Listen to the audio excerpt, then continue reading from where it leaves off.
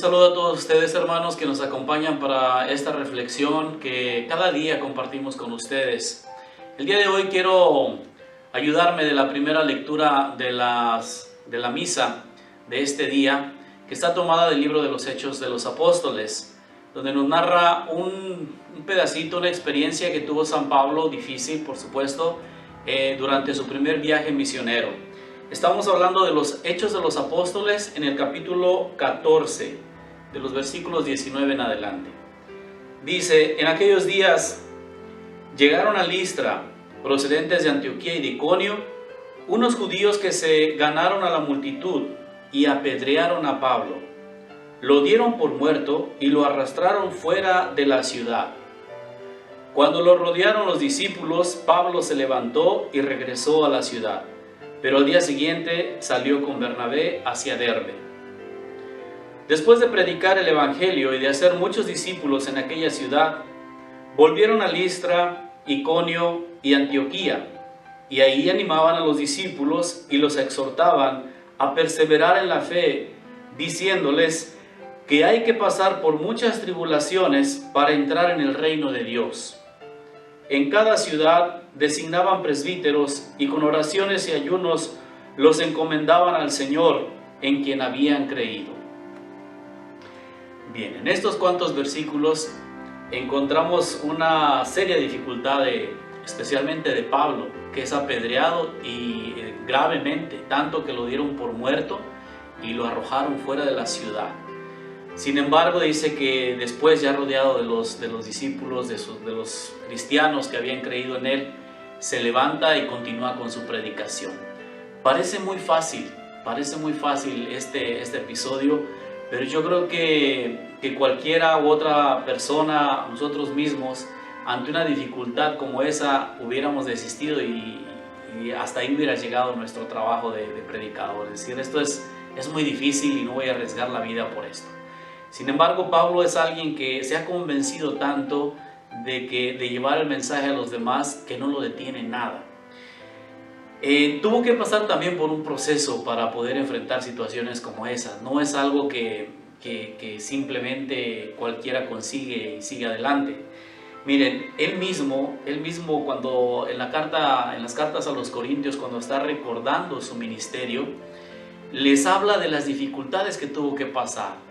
Hambres, frío, naufragio, flagelación, cárceles y esta ocasión que lo apedrearon. Entonces dice, mi apostolado, mi trabajo de apóstol, dice, no ha sido sencillo. Quiero tomar para ilustrar esta frase que dice, hay que pasar por muchas tribulaciones para entrar en el reino de Dios. Parece ser que empezó a partir de esa dificultad que tuvo San Pablo.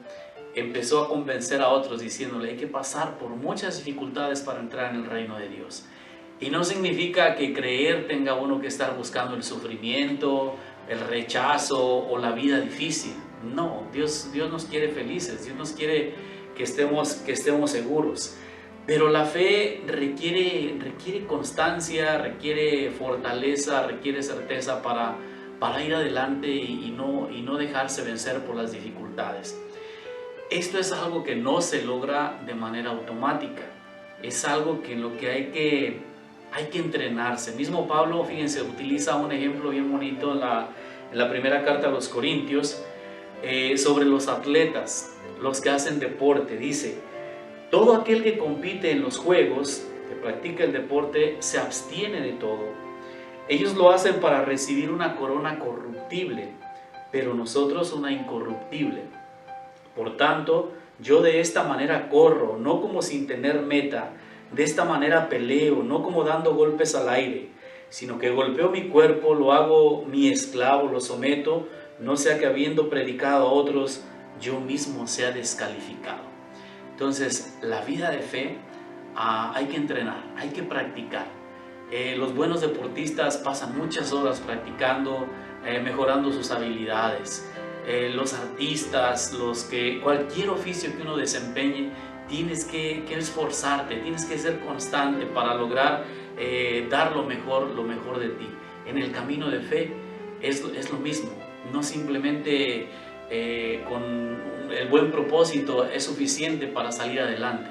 Entonces Pablo, con este ejemplo, con esta dificultad que tuvo en Listra, Iconio, cuando fue apedreado, nos invita a que en nuestra vida de fe seamos constantes, que practiquemos.